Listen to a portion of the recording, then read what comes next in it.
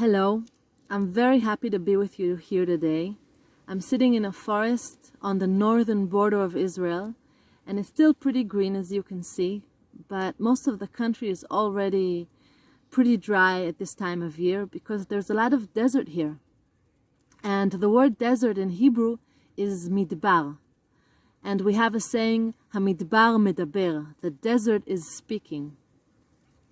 And it is known that all the big prophets went down to the desert and received prophecies, and big spiritual events happened in the desert. And my story is about why the desert? What makes it so special? So an old story tells us that long, long ago, before the beginning of time, there was nothing. There was only God ruling the universe. And he was so gigantic, he was so big, his whole body was made out of massive rock, and he sat on a big stone throne, and each strand of hair was a Milky Way. But he was very lonely, so he decided to create the world. He took a speck of dust from between his toes, and he started to blow it up.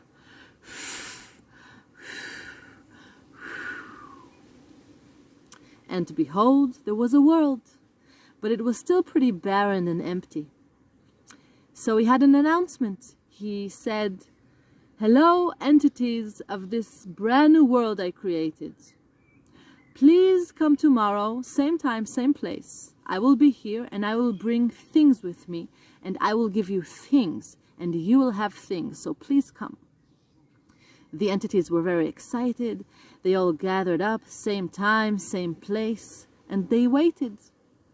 God kept his word. He came, he sat on his big throne, and from beneath his arm, he pulled out a sack bursting with things. The first entity approached God, and God said, "Yes, who are you, my friend?" And the entity said, "My name is Jungle."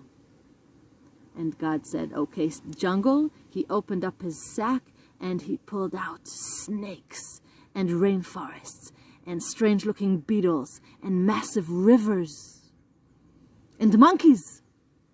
Jungle was so happy. He gathered everything and took off. Then the second entity came, and God said, "Who are you?" And the entity said, "My name is Ocean." And God said, "Okay, Ocean." He opened up his sack, reached a bit deeper this time, and pulled out a lot of water and sharks and whales and coral reefs and seaweed.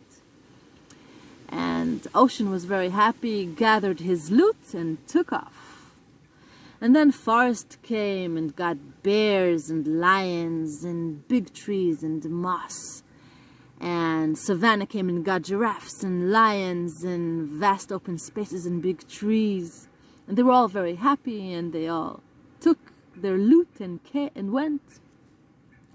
And when everyone was gone and God saw that the sack was all empty, he decided to go and rest in his heavenly palace.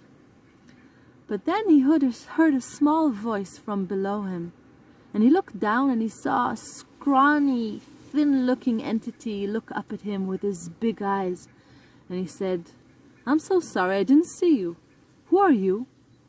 And the entity said, "My name is Desert. Is there anything left?" And God said, "I think I gave everything away, but let me check." He opened the sack again, and it looked empty, but God looked really hard. And he found inside small, stubborn creatures that were attached to the sides of the sack. He pulled out a scorpion and a few lizards and thorns that were attached to the sack. And then he shook the sack, and a lot of dust came out, and a few sharp stones. Desert gathered his strange-looking loot and said, "Is this all? I'll be so lonely." And God said, "Don't worry, Desert. Here's what we'll do.